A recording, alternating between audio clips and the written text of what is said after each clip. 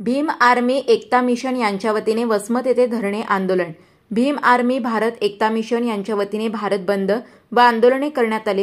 हिंगोली जिल्ह्यातील उपजिल्हा अधिकारी कार्यालय वसमत येथे भीम आर्मीचे धरणे आंदोलन करण्यात आले।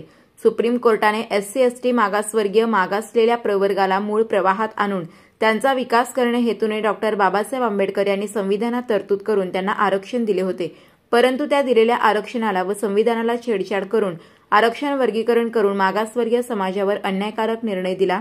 हा निर्णय चुकीचा दिला असून त्या अनुषंगाने भीम आर्मी भारत एकता मिशन हिंगोली जिल्ह्याच्या वतीने धरणे आंदोलन करण्यात आले।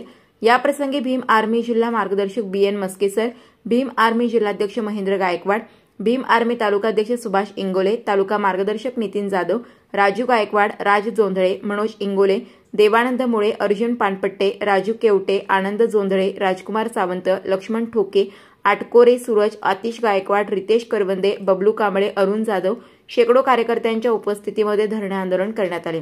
या आंदोलनाच्या प्रमुख मागण्या अनुसूचित जाती, जमाती आणि मागास असलेल्या प्रवर्गाला आरक्षण कोट्यामध्ये समाविष्ट करून घ्यावे, खासगी संस्थांमध्ये आरक्षण व्यवस्था लागू करावी, जोपर्यंत SC/ST OBCचा कोटा भरला जाणार नाही तोपर्यंत संविधानामध्ये कसलाही प्रकारचा बदल करू नये, या मागण्यांचे आंदोलन करून उपविभागीय अधिकारी यांना निवेदन देण्यात आले। प्रतिशोध न्यूजसाठी बालाजी पोले, हिंगोली।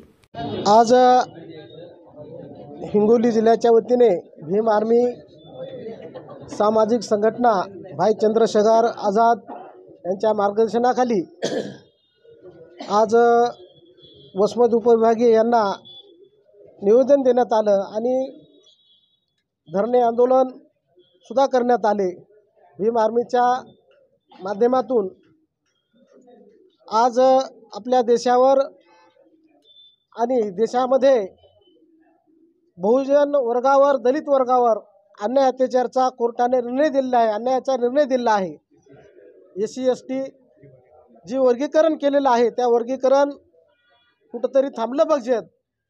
त्या अनुषंगाने आम्ही भीम आर्मीच्या माध्यमातून संविधानिक मार्ग आम्ही आंदोलन आज वसमत ह्या ठिकाणी केलेलं आहे। तर आमच्या जे मागण्या आहेत ह्या मागण्या पूर्ण नाही जर झाल्या तर येणाऱ्या काळामध्ये हे तर काहीच नाही, येणाऱ्या काळामध्ये अतिशय तीव्र असे आंदोलनं करू, याची शासनानं दखल घ्यावी। तर आमच्या याच्यामध्ये प्रमुख मागण्या आहेत, आरक्षण जे कोटा आहे ते पूर्ण करण्यात यावा, त्याच्यानंतर संविधानाला जी छेडछाड करणं सुरू आहे ते बंद करावी, त्याच्यानंतर वर्गीकरण जे SC/STचं वर्गीकरण केलेलं आहे हे सुद्धा तात्काळ थांबवावे, त्याच्यानंतर जनगणना लवकरात लवकर करण्यात यावी आणि ज्याची जेवढी संख्या भारी त्याची भागीदारी, त्याची तेवढी भागीदारी असं आरक्षण दिलं पाहिजे।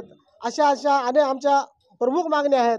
हे जर मागण्या जर पूर्ण नाही केल्या तर ह्या भारत सरकारला आम्ही भीम आर्मीच्या माध्यमातून भीम आर्मीचा रट्टा दाखवल्याशिवाय राहणार नाही।